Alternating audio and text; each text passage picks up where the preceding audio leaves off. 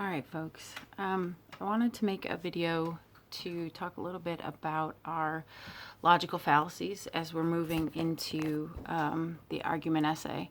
So we keep flipping back and forth our essays between things that are just explanatory, like our compare and contrast was just explaining the differences and similarities between these death rituals, right? And then we move into the causal analysis, and we're explaining some of the causes that are influencing this trend of school shooting. And some of you are stepping toward argument to say that this is a more prominent cause than others.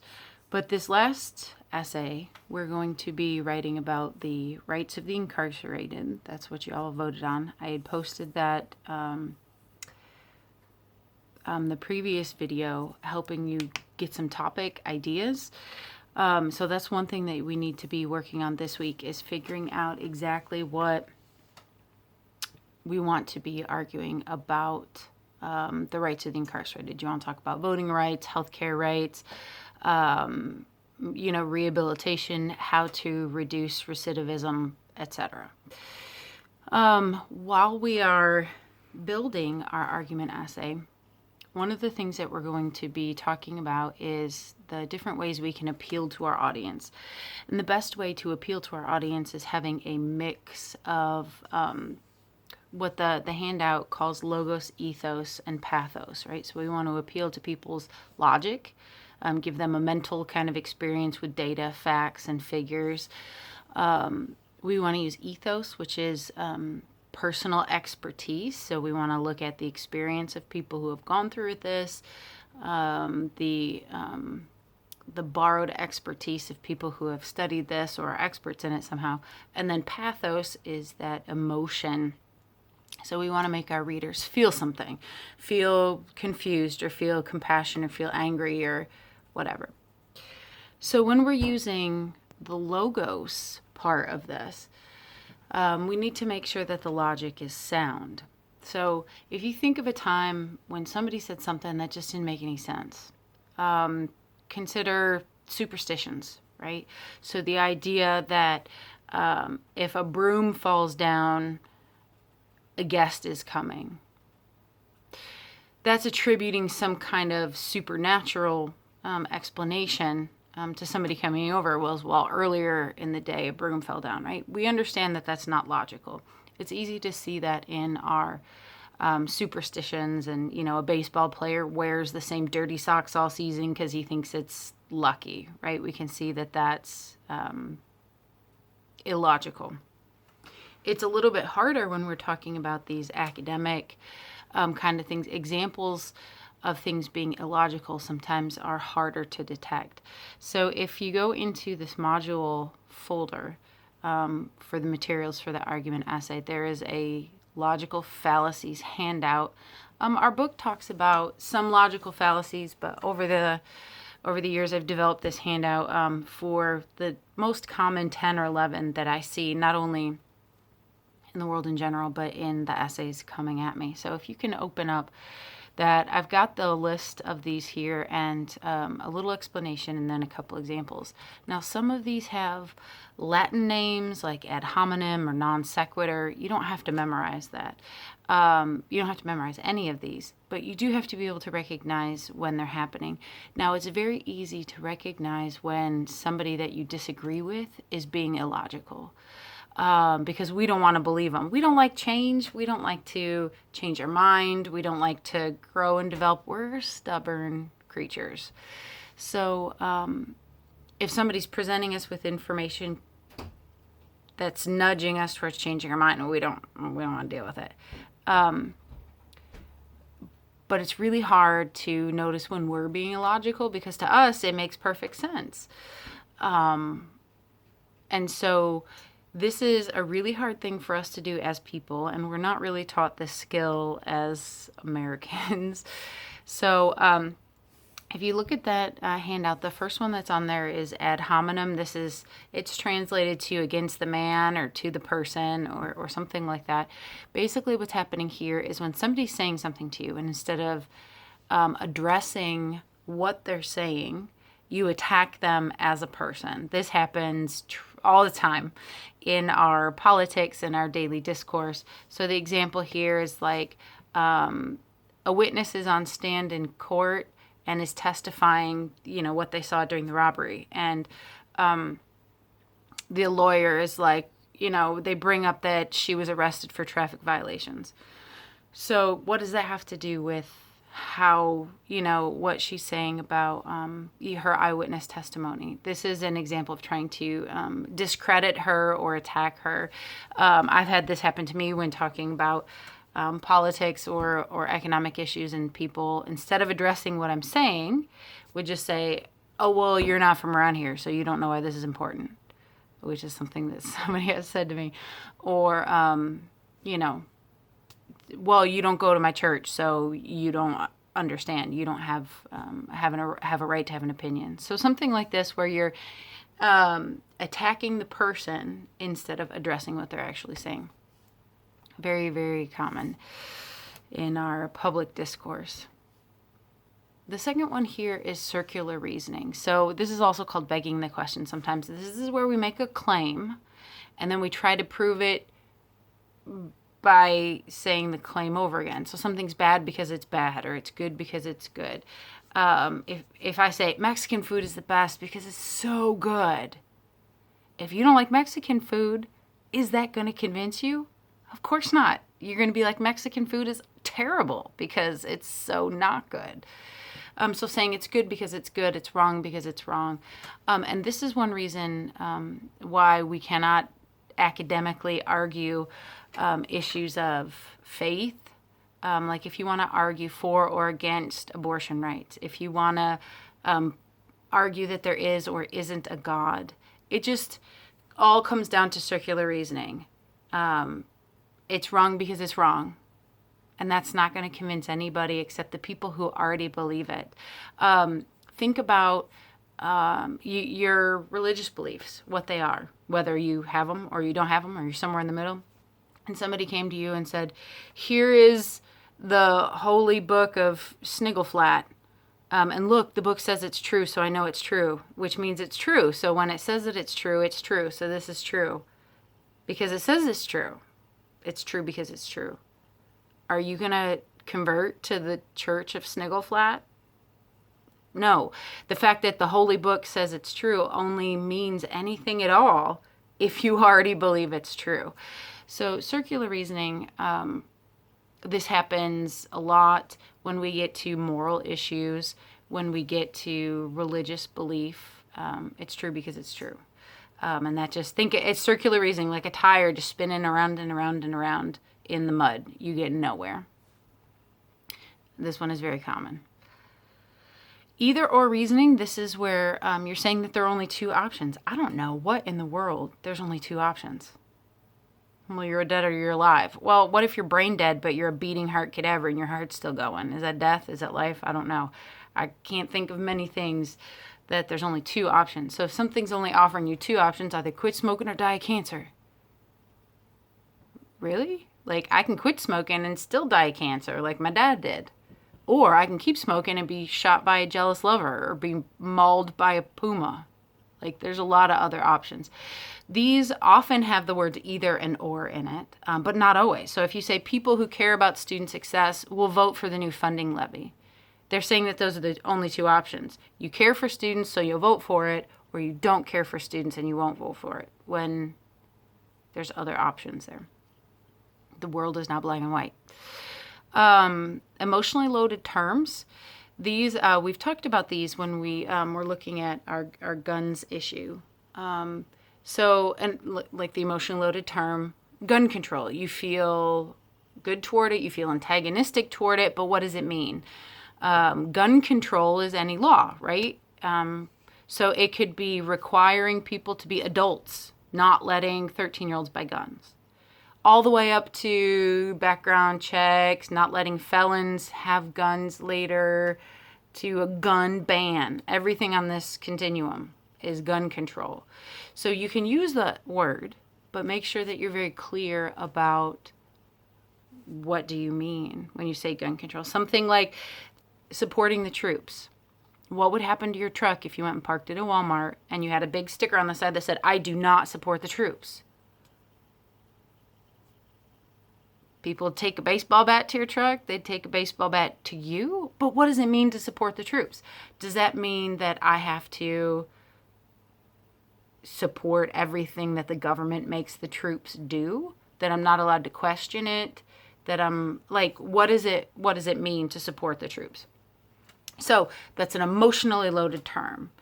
Make sure that if you use it, you're very clear about what you mean, because I could be using that term and meaning something different.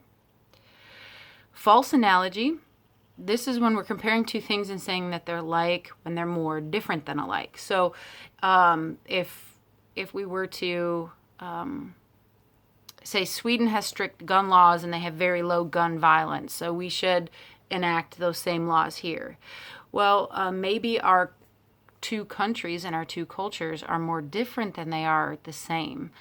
We have a very long-standing gun culture, right? It's our national identity. We're Americans. We can have guns. So maybe what works in Sweden wouldn't work here. Maybe these are more different than they are similar.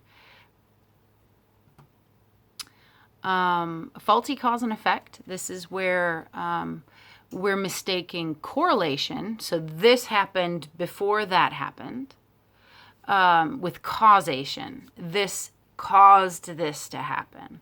So say people are living longer than they were 100 years ago. And also, people are less religious than they were 100 years ago. That could be correlational, that just coincidence happening together in time. Are we living longer because we're not religious? Are we no longer religious because we're living longer and we're not afraid of death so much, right? So to prove that this is a causational, that one is causing the other to happen, is a lot more difficult to do. And that one's hard to pinpoint. That one usually causes us to have to go do research to say, okay, did this actually cause that to happen, or is it just correlated in time? So we see those a lot because we're lazy researchers in general as people. Hasty generalization. This is when we draw a conclusion from too little evidence, right? So I spend one day in Los Angeles and I'm bored and I'm like, there's nothing to do in this city. Okay, well, can you discover what an entire city has to offer you in a day? And just because you're bored today, does that mean that the city has nothing to offer you? A lot of prejudices and stuff come out of this. You meet one family from New York City and you're like, they're jerks. Everyone in New York is a jerk, right? We can't draw that conclusion from too little evidence. And this is hard to pinpoint when it happens in scientific writing or scholarly writing, unless you can look at the researchers' research methods and things like that. So that's hard to pinpoint. But this is why it's important to look at multiple sources and not just, read one source and then be like, oh, that's what it is. Non sequitur means it does not follow. So this is when we make a claim and then we try to support it using something unrelated. So imagine that you're speeding down the road and law enforcement pulls you over and you said, "Officer, I don't deserve a ticket because I'm a good driver." Like, that doesn't logically make any sense. You may be usually a good driver, but you just got yourself a speeding ticket. So it was like, I was tallish for a girl, and, it's usually little old men that would say, "Oh," and they'd look at my height and they're like, "You must be good at basketball." No, I can get on roller coasters and hide cookies on top of the fridge so my short little mom can't find them. But does that mean that I want to chase a ball up and down a court, or that I'm good at it if I do? Of course not. That's illogical. Oversimplification. We want things to be simple. The world is not simple, right? We've talked about this over and over. So this is when we're offering a very simple cause to a complex solution, or we're offering a very simple, or a simple cause to a complex problem, or we're offering a simple solution to a problem. And this is what we had to avoid in our school shootings essay, right? So something like saying, we need more plus size models, and then we won't have eating disorders. Well, eating disorders are big, complex, deeply seated control issues and psychological battles. Like certainly having plus size models would be good. But will that stop all eating disorders? No, it's far more complex than that. Like people saying, ever since we stopped spanking kids, that's why. Is that why the generations are different? Probably not. That's an oversimplification. Okay, 2 more. Slippery slope. Think of a mountain slope. So this says that if you take one step, you're going to have an inability to stop, right? You're going to take one step and you're going to slide all the way down that mountain. So don't smoke pot or you'll become a homeless heroin addict. Okay, so there's a lot of places to stop on that slope, right? Some people smoke pot once and that's it. Certainly some people who do smoke pot will become homeless heroin addicts, but there's an infinite number of places to stop on the way down. That's like saying, well, we shouldn't do testing on stem cells because then, they'll become a black market for illegally aborted fetuses to supply our researchers or, things like that. Saying, we'll take one step and you're going to fall all the way down the mountain. We saw this a lot when marriage equality was being passed. If we allow two consenting, non-related adults to get married, then people are going to want to marry their cars. And people said all sorts of dumb stuff. If we allow same-sex couples to get married, then, we're going to burn down the world. So slippery slope. And the last one here is a red herring. Think of like a herring as a fish. So this is when we bring up an unrelated topic to try to derail the conversation. So I had this happen when they were trying to figure out who was going to run for the last election. And I said, Donald Trump doesn't have any political experience, right? Which is true, fact. And the person I was talking to said, well, Obama was only elected because he was black. Okay, so it's like, if you want to talk about how race figured into Obama's election, let's put a pin in that and hold on, and we'll come back to it. But what I was saying was, this candidate has no political experience, right? So they threw that red fish, hoping that I'd go chasing after it, and we would change the subject. So this happens a lot when you have somebody like against a wall and they don't want to address what you're actually saying, so they try to derail the conversation. So like if you're talking about how women suffer victim blaming, so they've been raped, they come forth and people are like, well, what were you wearing? You were flirting with them and you dated him before and right? So they're blaming the women for what the men did to them. And if you say, victim blaming is a problem and for women, and somebody says, but men are raped too. Yes, true. And if you want to talk about how their claims of assault and rape are dismissed and belittled and all the things that they suffer when they're raped, put a pin in it. Hold on, we'll come back to that. But this is a different subject. I was saying women are often blamed for their rapes, right? So it's like throwing that. It's a desperate attempt to try to change the subject. So that's really common in our discourses. So some of these I see a lot in our essays. Like I see a lot the either or, the oversimplification, circular reasoning, emotionally loaded terms.